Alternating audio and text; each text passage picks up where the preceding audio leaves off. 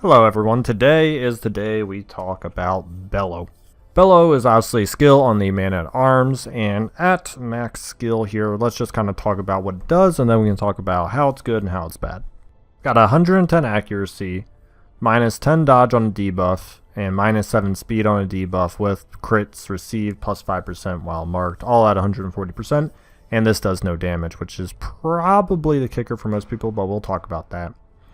It's incredibly versatile, literally anywhere and everybody all the time, stealth, unstealth, whatever. As long as one person's available, this ability is good to go.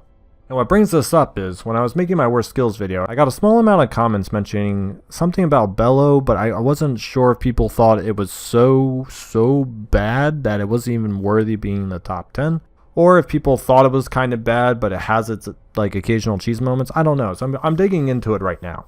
I'm going to start with the pros and cons of the ability, and then I'm going to kind of go into my personal thoughts and where I've seen great success with it. So we'll start with the bad though.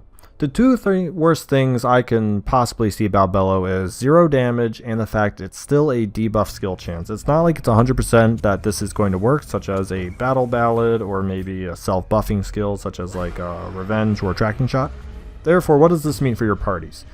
No instant damage or really any instant control such as a stun means most of the enemies are going to get to go the first turn, and that already is going to maybe be too much for a lot of people. And if the debuff fails, you've now done 0 damage and have had a debuff fail. Now what I will argue is I've noticed a lot of enemies' resistances for debuff aren't exactly the highest. I'm not saying they're low, but if you put on a debuff charm for even like 10-20%, for the most part, 160% should be at least probably 3 out of 4 people every time.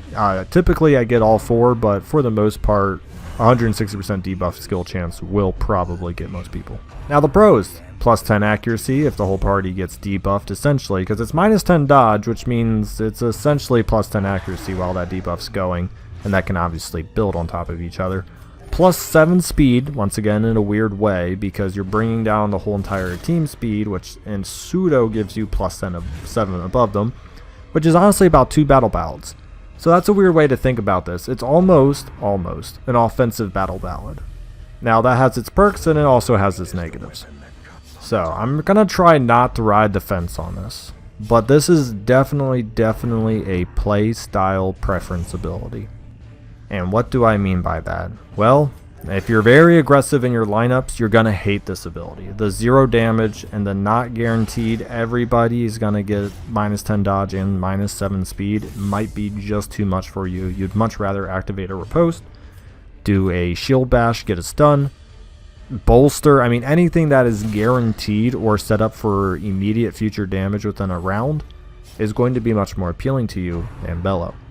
Now, if you like the slower, the control route, the instant burst one enemy take a turn to recover kind of thing, Bellow's actually really darn good, to be honest. You can essentially bellow the enemy lineup, and for the most part, you dumpster any chance they probably get to go before you.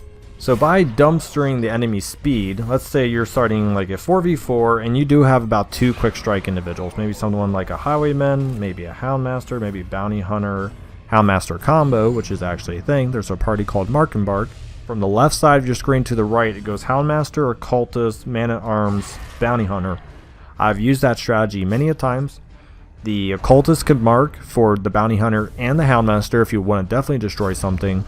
Or you can pool or do a secondary mark with the Occultist, and then you can pool and mark with the with the Bounty Hunter, and then nuke with the Houndmaster. Now that's only 1 damage dealer, but depending on who you mark, you can probably kill him. So, you can start off 4v4, maybe 4v3, and then if you bellow, the other 3 people get to go either all at once or shuffle in and out of your speeds. But by that next turn, if you have that secondary mark set up, you can blow up a person, remark again with somebody, blow up another person, and now it's 1v4 in 2 rounds potentially, because the other team's never gotten a chance to really respond yet.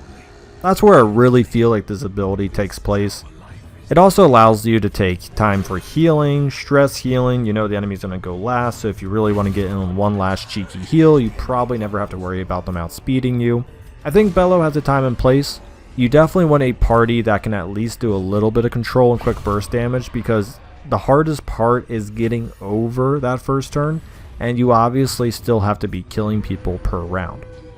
But it is great to decrease the dodge on some of those back row individuals, allow people like Hellions and maybe Houndmasters who don't have the highest of accuracy get just so plus 10 more, and sometimes that can be the difference whether you hit someone or not. The plus 5 crits received chance while marked, it just kind of adds to the mark and bark, but for the most part, the 5%, I mean, I wouldn't like put all my money on that, but it is nice if you do bellow and there is a mark left, you could potentially capitalize with another 5%.